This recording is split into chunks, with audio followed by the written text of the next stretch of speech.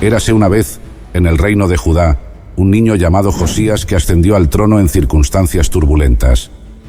A la temprana edad de 8 años, Josías fue coronado como rey tras el asesinato de su padre, el impío rey Amón. Josías no solo heredó el trono, sino un reino sumido en la corrupción, la idolatría y la desobediencia hacia Dios. Los días oscuros de Judá estaban marcados por los pecados de los reyes que le precedieron, quienes se apartaron de los caminos del Señor, levantando altares a dioses falsos y profanando el templo santo de Jerusalén. Sin embargo, Josías, aunque joven, tenía un corazón que buscaba la verdad y el camino correcto. Y todos los días, Josías crecía en sabiduría y firmeza, guiado por un deseo inquebrantable de servir a Dios. Los años de su niñez y adolescencia fueron de observación y aprendizaje, y aunque los templos seguían profanados y el pueblo continuaba adorando a dioses falsos, el joven rey nunca perdió su visión de restauración. Cada día, en su mente se iba formando la convicción de que Dios lo había puesto en esa posición no para seguir los pecados de sus antecesores, sino para devolver a Judá al camino de la justicia. Cuando alcanzó los 16 años, comenzó a buscar a Dios más activamente. Luego, a los 20 años, Josías decidió que era tiempo de actuar, de poner en marcha un plan para purificar su reino. Envió órdenes para comenzar la restauración del templo de Dios en Jerusalén, que había caído en el olvido. La casa de Dios, el lugar donde el nombre del Señor debía ser exaltado, estaba en ruinas, reflejo del estado espiritual de Judá. Pero Josías sabía que la restauración del templo sería el primer paso hacia el renacimiento de la adoración verdadera. Para llevar a cabo esta gran tarea, el rey envió a Safán, su escriba real, a la casa del Señor con una instrucción clara. Debía contar el dinero que los sacerdotes recogían en el templo y entregarlo a los responsables de las obras de restauración. Hombres íntegros y diligentes, carpinteros, albañiles y obreros, serían los encargados de reparar los muros caídos y restaurar los detalles que una vez hicieron del templo el epicentro del culto y la adoración en Judá. El propósito era devolverle la gloria que le correspondía como la casa de Dios. Los trabajos comenzaron con gran entusiasmo. Los hombres designados trabajaban sin descanso, utilizando el oro y la plata que el pueblo ofrendaba para el proyecto. No era necesario hacer una cuenta minuciosa de cada moneda, pues todos ellos eran honrados y responsables con los tesoros que se les había confiado. Josías no solo estaba restaurando un edificio, sino que, sin saberlo aún, estaba en los primeros pasos de una restauración espiritual mucho mayor que traería al reino de vuelta a los brazos de Dios. Hasta que un día, mientras las obras en el templo avanzaban, el sumo sacerdote Hilquías descubrió algo extraordinario. Entre las ruinas, el polvo y los escombros de una época olvidada, Hilquías encontró un libro antiguo, el libro de la ley, perdido durante generaciones. Era el libro de la Torá, las palabras sagradas dadas por Dios a Moisés en el monte Sinaí, el pacto eterno entre Dios y su pueblo. Este hallazgo, en apariencia casual, cambiaría el destino de Judá para siempre. Con gran reverencia y asombro, Hilquías entregó el libro a Safán, el escriba del rey. Safán, consciente de la importancia del hallazgo, no dudó en llevarlo inmediatamente ante el trono de Josías. El corazón del joven rey latía con fuerza mientras el escriba abría el libro y comenzaba a leer las palabras que Dios había dado a sus antepasados. A medida que las palabras resonaban en los oídos de Josías, la gravedad de la situación cayó sobre él como una carga abrumadora. Las palabras de la ley eran claras y directas. El pueblo de Judá había violado el pacto con Dios. Los mandamientos habían sido ignorados y las advertencias de maldición por la desobediencia habían sido profetizadas con siglos de anticipación. La ira de Dios estaba sobre Judá por los pecados de sus reyes, por la idolatría que había corrompido el corazón del pueblo y por haber dejado de lado las instrucciones divinas. Josías, un hombre que siempre había buscado honrar a Dios, ahora veía la magnitud del juicio que se cernía sobre su nación. En un gesto de profunda angustia y arrepentimiento, Josías rasgó sus vestiduras. El joven rey, con el peso del futuro de Judá sobre sus hombros, sabía que debía hacer algo. En su desesperación, ordenó a Hilquías, a Safán y a otros de sus más cercanos consejeros que buscaran la palabra de una profetisa llamada Hulda. Ella, reconocida en todo Judá por su sabiduría y capacidad de interpretar la voluntad de Dios, Era la única esperanza para entender si el juicio divino aún podía ser revertido. Los enviados del rey llegaron ante Hulda, quienes le contaron todo lo que había sucedido, desde el descubrimiento del libro hasta la reacción del rey. Hulda, llena del Espíritu de Dios, pronunció un mensaje claro y aterrador. Judá enfrentaría un juicio severo e inevitable. El pecado del pueblo había provocado la ira de Dios y la destrucción no se podía evitar. Sin embargo, había un rayo de esperanza en las palabras de la profetisa. Ella añadió que, debido al corazón arrepentido de Josías, Dios había escuchado su clamor. Josías, al haber respondido con humildad y quebranto al mensaje de la ley, no vería la destrucción de Judá en su tiempo. Dios prometió que mientras Josías viviera, habría paz, y que él sería reunido con sus antepasados en paz antes de que el juicio cayera sobre la nación. Esta respuesta era agridulce. Si bien Josías se salvaba de presenciar el desastre, sabía que el destino de su nación estaba sellado. Sin embargo, el joven rey no se rindió. A partir de ese día, decidió que haría todo lo posible para volver a Judá a los caminos de Dios, para limpiar su reino de la idolatría y del pecado que los había llevado al borde de la ruina. Y por eso, el rey Josías, con el corazón encendido por la verdad revelada en el libro de la ley y por el mensaje de la profetisa Hulda, decidió actuar con una determinación sin precedentes. No había tiempo que perder. El destino de Judá estaba en juego. Así que, en un acto de valentía y liderazgo, Josías convocó a todo el pueblo. Desde los más altos oficiales hasta los campesinos más humildes, todo Jerusalén fue llamado a reunirse en la casa del Señor. Frente a la multitud expectante, Josías leyó en voz alta todas las palabras del libro de la ley. Era como si los siglos de silencio finalmente hubieran sido rotos. El pueblo escuchaba con asombro, algunos con miedo, otros con un profundo arrepentimiento. Cada palabra resonaba en sus corazones, recordándoles quién era su verdadero Dios y cómo se habían alejado de él. Cuando terminó de leer, Josías hizo algo aún más extraordinario. Públicamente renovó el pacto con Dios. Delante de todos, se comprometió a caminar fielmente en los caminos del Señor, obedeciendo sus mandamientos con todo su corazón y alma. Su decisión no era simplemente personal, sino un llamado a toda la nación. Siguiendo su ejemplo, todo el pueblo de Judá se unió a este pacto, prometiendo dejar atrás los caminos corruptos de sus padres y servir solo al Dios de Israel. Pero Josías sabía que las palabras no eran suficientes. Era necesario actuar. Así que comenzó una gran purga religiosa en todo el reino.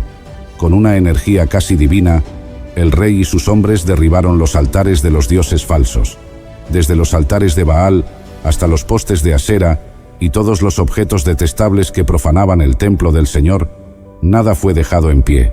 Cada vestigio de idolatría fue arrancado de raíz, no solo en Jerusalén, sino por todo Judá y las regiones circundantes.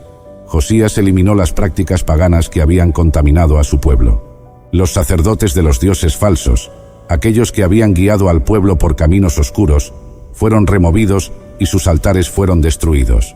Josías quemó los objetos profanos que se usaban para adorar al sol, la luna y las estrellas. Subió a los lugares altos, donde durante generaciones se había ofrecido incienso a los ídolos, y los desmanteló uno por uno. Las tierras de Judá, e incluso partes de Israel, vieron cómo el rey no dejaba piedra sobre piedra en su misión de limpiar la nación. Los actos de Josías fueron radicales y firmes. Desde el templo de Betel, donde el profeta Jeroboam había establecido un altar para adorar becerros de oro, hasta los altares en las colinas de Samaria, Josías destruyó todo símbolo de idolatría. Incluso profanó los altares, desenterrando huesos de tumbas cercanas y quemándolos sobre los altares como un acto de juicio contra los lugares que habían sido profanados. Así cumplió la antigua profecía que se había dado en tiempos pasados acerca del altar de Betel. Josías no mostró misericordia para con los símbolos del pasado que habían llevado a su pueblo a la ruina espiritual. Nada escapó a su reforma. Los sacrificios humanos a los dioses paganos, la adoración de deidades extranjeras y las prácticas abominables fueron erradicadas. El fuego de su celo por Dios ardió por toda la tierra, y cada ciudad fue testigo de la caída de los altares que habían sido levantados en desafío al Dios de Israel. La nación de Judá estaba siendo purificada, y por primera vez en generaciones, el pueblo comenzó a volver su corazón hacia el verdadero Dios. Josías sabía que esta restauración era la única esperanza de su pueblo, y no escatimó esfuerzo ni recursos para lograrla. Hasta que finalmente, el rey Josías alcanzó el punto culminante de su reinado, una gran celebración de la Pascua, como no se había visto en siglos. Con su reino purificado de la idolatría y los altares profanos destruidos, Josías anhelaba que su pueblo volviera completamente al Dios de Israel. Inspirado por el libro de la ley, que había sido encontrado en el templo, ordenó que se celebrara la Pascua según los antiguos preceptos. La Pascua era más que una festividad, era un recordatorio del pacto entre Dios y su pueblo, una celebración del momento en que Israel fue liberado de la esclavitud en Egipto. Josías sabía que esta conmemoración no solo era crucial para restaurar la fe de su pueblo, sino que también sería un acto de profundo arrepentimiento y renovación espiritual. El rey se encargó personalmente de organizar todos los preparativos, asegurándose de que cada detalle fuera llevado a cabo según lo establecido en la ley de Moisés. El día de la celebración llegó, y Jerusalén se llenó de vida. Los levitas fueron puestos en su lugar, los sacerdotes purificaron el templo, y el pueblo de Judá se reunió en masa para adorar a Dios. Josías proveyó miles de corderos para los sacrificios, para que todos pudieran participar. El templo resonaba con los cánticos de adoración y la reverencia del pueblo que se había vuelto al Señor. Se sacrificaron animales, se ofrecieron holocaustos, y el aroma de los sacrificios ascendía hacia los cielos, como un acto de obediencia y adoración que hacía mucho tiempo no se veía en Judá. El esplendor de aquella Pascua no tenía comparación. La Escritura dice que no había habido una celebración así desde los días de los jueces y de los reyes David y Salomón. Bajo el liderazgo de Josías, el pueblo de Judá experimentó un avivamiento espiritual. En ese día, el corazón de la nación se volvió a Dios como una sola voz, buscando su favor y su perdón. La celebración fue un punto alto, un símbolo de lo que podía ser si el pueblo permanecía fiel al Dios que los había elegido. Sin embargo, el reinado de Josías también estaría marcado por un trágico final. No mucho después de esta gloriosa Pascua, se desató un conflicto en la región. El faraón Necao de Egipto marchó hacia el norte, pasando por Judá, con la intención de unirse a los asirios en una batalla contra Babilonia.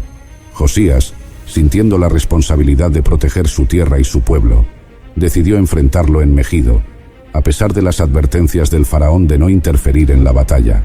Aquel día, en el campo de batalla, la vida de Josías llegó a su fin.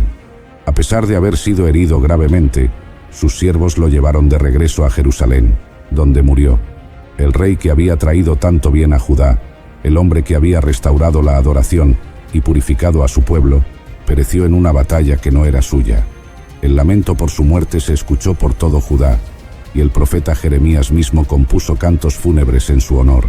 El pueblo lloró la pérdida de su rey, sabiendo que con él también se iba una era de devoción y arrepentimiento. Y desde ese día, el reino de Judá nunca volvió a ser el mismo. Aunque Josías había dejado un legado de obediencia, restauración y amor por Dios, su muerte marcó el comienzo de un descenso trágico. Aquel pacto renovado y la gloriosa celebración de la Pascua no fueron suficientes para cambiar el destino de Judá a largo plazo. Tras la muerte de Josías, su hijo Joacaz fue puesto en el trono, pero su reinado fue breve y caótico. Joacaz no siguió los pasos de su padre, volvió a los caminos de maldad y desobediencia, alejándose de Dios y trayendo nuevamente la idolatría al pueblo. El faraón Necao, tras haber derrotado a Josías, no tardó en imponer su dominio sobre Judá. Joacaz fue capturado y llevado prisionero a Egipto, y el faraón colocó a otro de los hijos de Josías, Eliakim, rebautizado como Joacim, en el trono como un rey vasallo. Desde ese día, el destino de Judá estaba sellado. La advertencia de la profetisa Hulda se hizo realidad. La ira de Dios se desató sobre el pueblo debido a los pecados acumulados por generaciones. La destrucción que Josías tanto había intentado prevenir estaba por caer. Aunque su vida fue una luz brillante de fidelidad en medio de un reino corrupto, la decadencia espiritual y moral de Judá era demasiado profunda. La nación sería finalmente llevada al exilio bajo el yugo de Babilonia. Sin embargo, la historia de Josías no se perdió en medio de la desobediencia de los reyes que le siguieron. Su nombre quedó escrito en la historia como uno de los reyes más piadosos de Judá, un hombre que buscó a Dios de todo corazón y que, a pesar de las circunstancias, trajo a su pueblo un momento de arrepentimiento y renovación. Su vida y su legado siguen siendo un recordatorio de que, aunque los juicios de Dios son inevitables por el pecado, su gracia es evidente para aquellos que se humillan y se vuelven a Él con sinceridad. La historia de Josías es un testimonio del poder transformador de un corazón entregado a Dios. Aunque comenzó su reinado siendo apenas un niño en un reino corrupto, Josías demostró que no importa la edad ni el entorno. Una persona decidida a buscar a Dios puede traer una renovación espiritual a toda una nación. Josías nos enseña que el arrepentimiento sincero y la fidelidad a las Escrituras son capaces de revertir el curso de una vida o incluso de una generación, aunque los errores del pasado sean profundos. El hallazgo del libro de la ley revela la importancia de volver a las raíces de la fe, a la palabra de Dios, que tiene el poder de abrir nuestros ojos a las verdades olvidadas y encender el fuego del cambio. Josías no solo fue un rey reformador, sino un líder valiente, que a pesar de las amenazas que se cernían sobre su pueblo, no dudó en destruir la idolatría y restaurar el verdadero culto a Dios. Su celo por la justicia y la obediencia nos muestra que la verdadera transformación no ocurre solo en lo externo, sino que empieza en el corazón, en una renovación profunda del pacto con Dios. Sin embargo, la tragedia de su final y la caída eventual de Judá nos recuerdan que, aunque la gracia de Dios es grande para aquellos que se humillan y buscan su rostro, hay consecuencias ineludibles para los pecados acumulados de una nación. Josías pudo retrasar el juicio de Dios, pero no detenerlo por completo. Esto nos enseña la importancia de mantener una vida constante de devoción, no solo en momentos de crisis, sino en todo momento. La vida de Josías también nos invita a reflexionar sobre la importancia de nuestras acciones hoy. Aunque el juicio de Dios estaba cerca, Josías no se rindió ni se dejó llevar por la desesperación. Al contrario, luchó hasta el final por la fidelidad de su pueblo. Así también nosotros, en medio de un mundo que muchas veces parece estar al borde del colapso, debemos seguir luchando, confiando en que cada acto de obediencia y justicia cuenta delante de Dios. La moraleja final es que nunca es demasiado tarde para buscar a Dios, restaurar lo que está roto y volver a sus caminos. A través de la historia de Josías, aprendemos que, aunque las circunstancias alrededor de nosotros sean sombrías, la fe, el arrepentimiento y la obediencia a Dios pueden traer luz y esperanza a donde antes solo había oscuridad. La noche era oscura y el aire estaba cargado de tensión. Las noticias de Jerusalén, con sus muros derribados y sus puertas quemadas, me llenaron de tristeza y determinación. En Susa, como copero del rey Artajerjes, no podía ignorar la desesperación de mi pueblo. Después de días de oración, me presenté ante el rey, arriesgando todo al pedir permiso para regresar y reconstruir Jerusalén. Para mi asombro, Dios ablandó su corazón y me otorgó cartas de autorización y recursos. Con esperanza y temor, emprendí el viaje, confiando en que Dios me guiaba. Mi nombre es Nehemías, y esta es mi historia. Todo comenzó con una visita de mi hermano Hanani, quien me trajo noticias de la devastación en Jerusalén. Al escuchar su relato, mi corazón se hundió. Jerusalén, la ciudad santa, la morada de nuestro Dios, estaba en ruinas. Las murallas derribadas, las puertas consumidas por el fuego y el pueblo viviendo en la miseria. No pude contener mis emociones. Lloré, ayuné y oré al Dios del cielo. Al escuchar estas palabras, me senté y lloré. Hice duelo por algunos días. Ayuné y oré ante el Dios del cielo. Mi oración fue sincera y llena de arrepentimiento por los pecados de Israel. En mi desesperación, reconocí nuestra desobediencia y pedí perdón a Dios.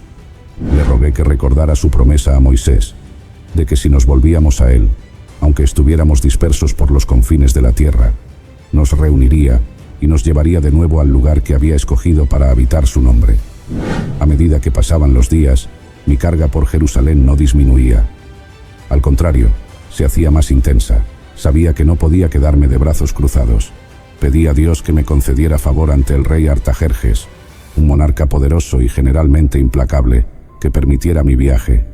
Sabía que este era un paso crucial para la restauración de nuestra ciudad y nuestra identidad como pueblo de Dios. Con temor y valentía, me presenté ante el rey Artajerjes intentando ocultar mi tristeza mientras servía en su corte. Como copero del rey, mi deber era asegurarme de que sus bebidas fueran seguras. Cada día debía estar de buen ánimo y mostrar una disposición alegre. Sin embargo, el peso de la noticia que había recibido era demasiado grande para ocultarlo. El rey, al notar mi semblante decaído, me preguntó el motivo de mi aflicción. Con el corazón latiendo con fuerza, expliqué mi tristeza por la situación en Jerusalén y solicité su permiso para ir a reconstruir la ciudad. Sorpresivamente, el rey no solo accedió, sino que también me proporcionó cartas de seguridad y materiales para la construcción. Fue un milagro de Dios, una respuesta directa a mis oraciones. Este momento fue un testimonio claro de que Dios estaba con nosotros y que su mano guiaba nuestro camino. Además, la reina también estaba presente, lo que me dio aún más ánimo, pues sabía que su influencia había contribuido a la decisión favorable del rey. Con los permisos y provisiones en mano, emprendí mi viaje hacia Jerusalén. Al llegar, el contraste con la grandiosidad de Persia fue abrumador. Las calles de la ciudad estaban llenas de escombros, y el sentimiento de desesperanza era palpable entre los habitantes. Realicé un recorrido nocturno para inspeccionar los muros en secreto, junto con unos pocos hombres de confianza. Montado en mi caballo, observé las brechas en los muros y las puertas quemadas, dándome cuenta de la enormidad del desafío que teníamos por delante. En el silencio de la noche, oré a Dios, pidiéndole sabiduría y fortaleza para la tarea monumental que nos esperaba. Reuní a los líderes del pueblo y compartí mi visión y el plan para la reconstrucción. Les hablé de cómo Dios había tocado el corazón del rey Artajerjes y cómo había proporcionado todo lo necesario para nuestra misión.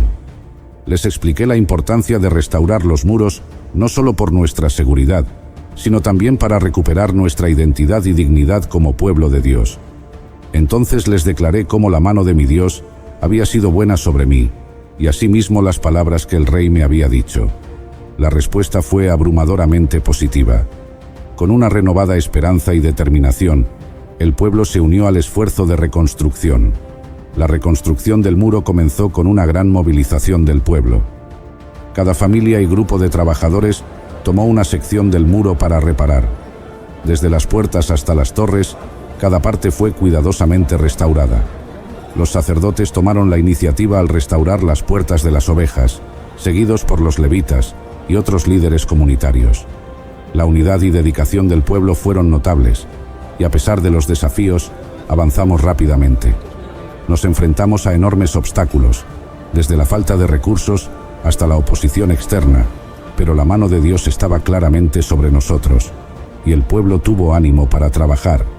Era inspirador ver a hombres, mujeres y niños trabajar codo a codo, compartiendo la visión de una Jerusalén restaurada.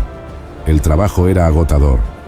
Durante el día, el sol abrasador nos agotaba, pero la vista de los muros levantándose nos llenaba de esperanza y motivación.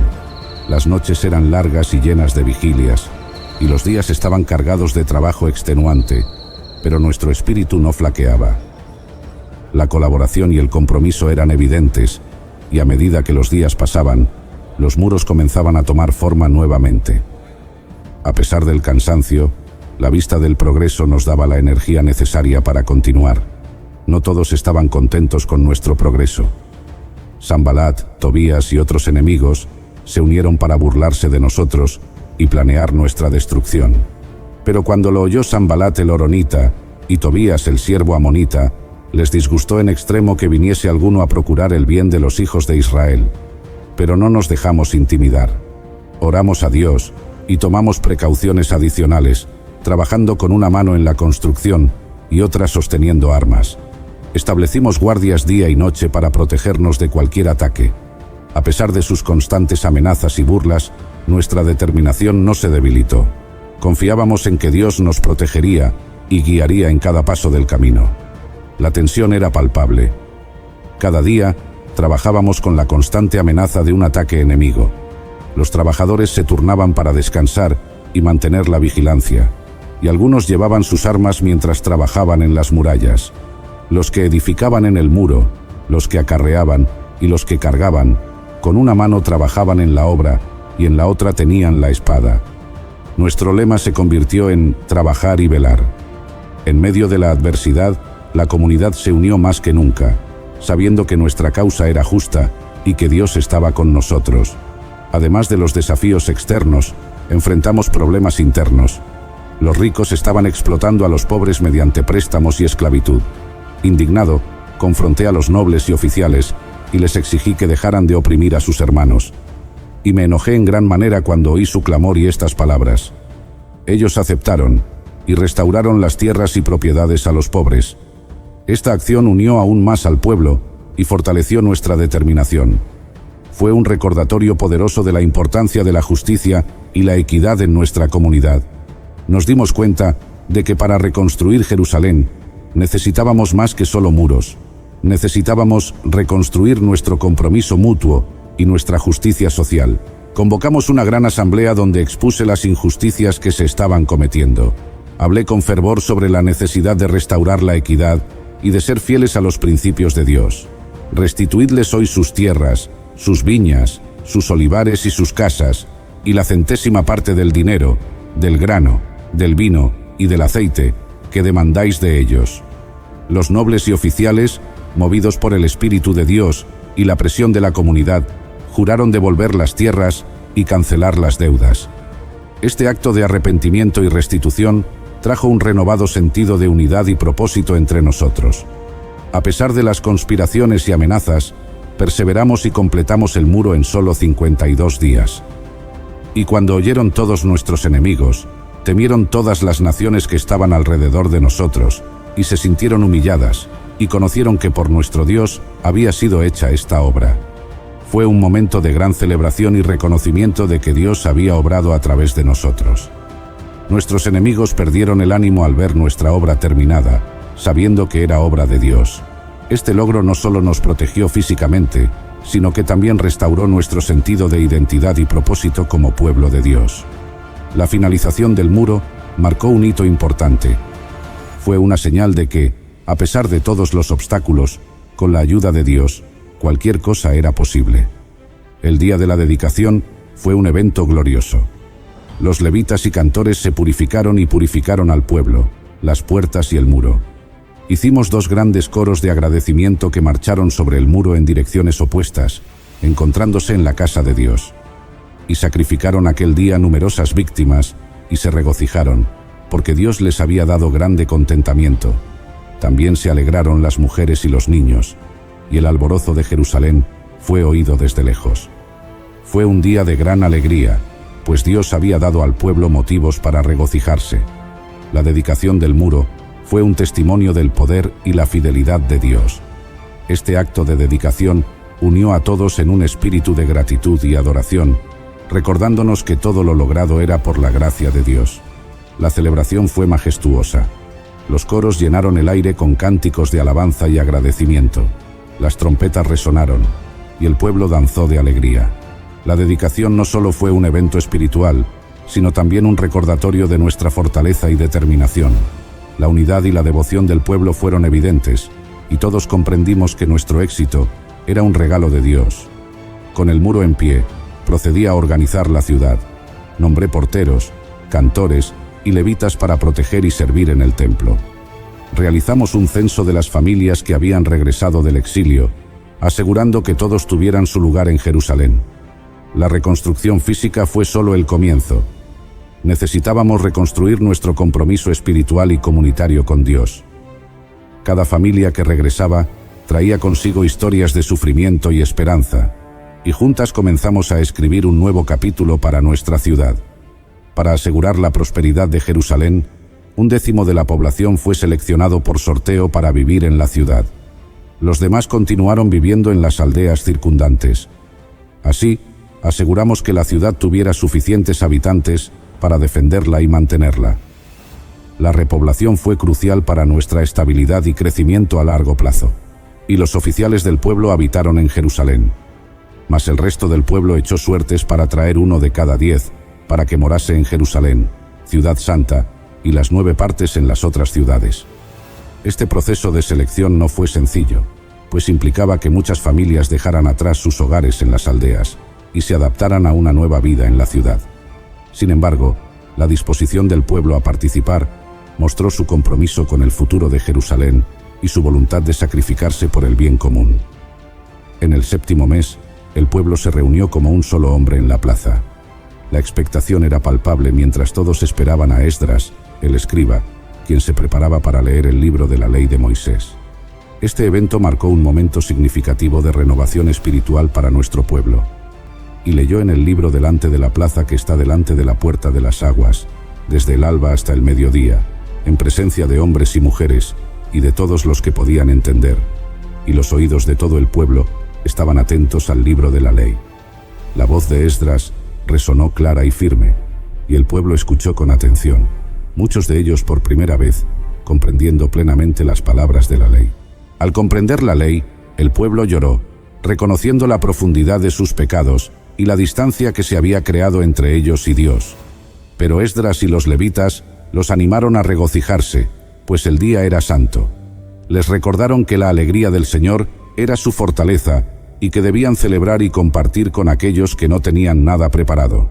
Este mensaje de esperanza y renovación espiritual fue poderoso. Celebramos la fiesta de los tabernáculos con gran alegría, recordando la fidelidad de Dios y su provisión durante nuestra historia. Fue un tiempo de renovación espiritual y de volver a dedicarnos a vivir según las leyes de Dios. Cada día era una oportunidad para acercarnos más a nuestra identidad como pueblo elegido por Dios. El ambiente de celebración y devoción era contagioso. Durante la lectura de la ley, muchos comprendieron por primera vez la profundidad de sus pecados y el amor inquebrantable de Dios. La confesión y el arrepentimiento fueron sinceros, y la alegría de la renovación espiritual llenó nuestros corazones. Nos comprometimos a seguir la ley de Dios con una determinación renovada, sabiendo que nuestra prosperidad y protección dependían de nuestra fidelidad a Él. Y hallaron escrito en la ley que Jehová había mandado por mano de Moisés que habitasen los hijos de Israel en tabernáculos en la fiesta solemne del mes 7º.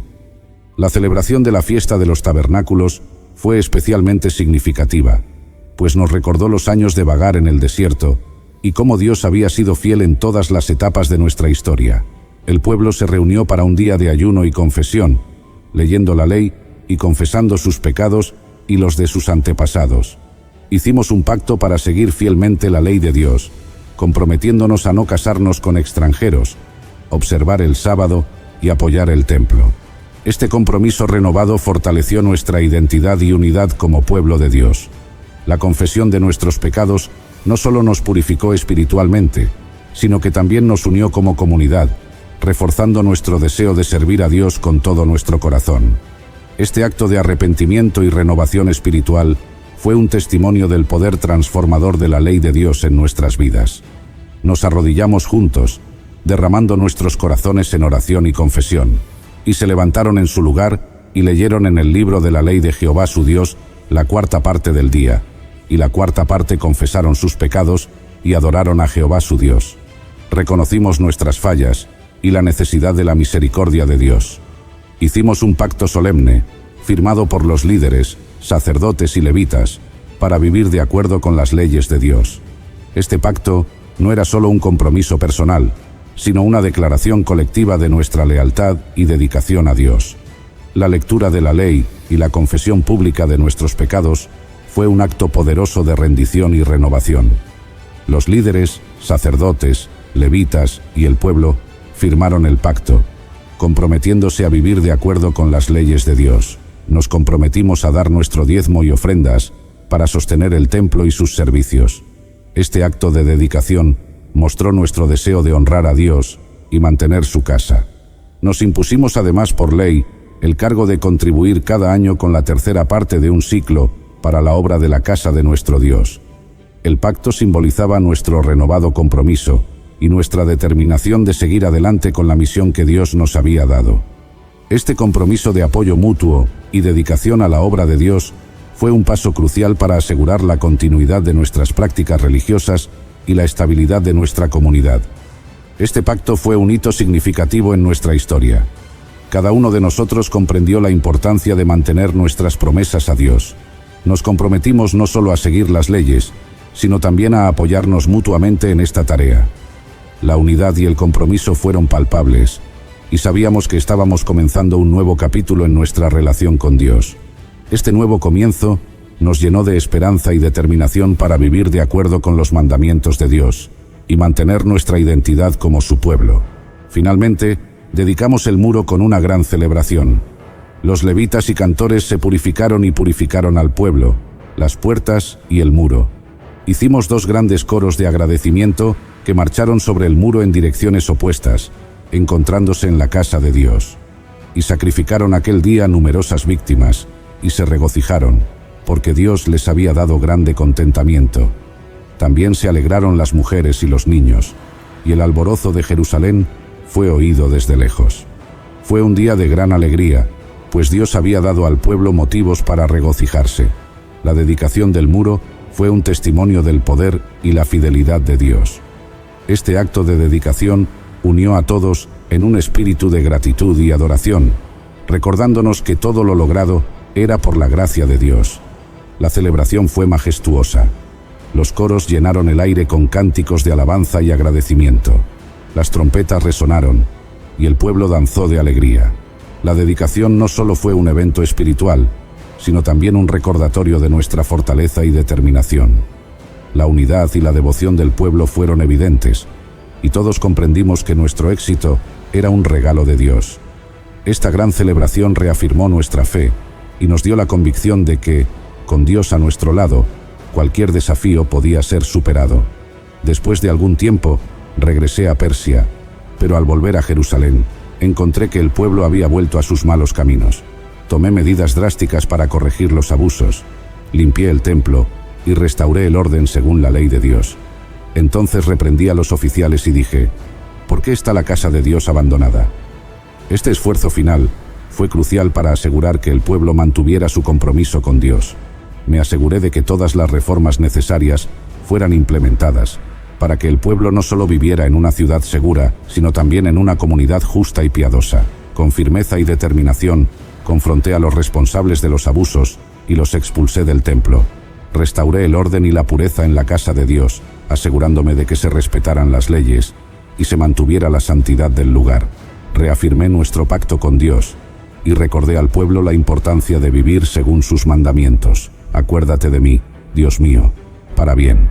A través de estas reformas, trabajé para garantizar que nuestra comunidad permaneciera fiel y justa ante los ojos de Dios.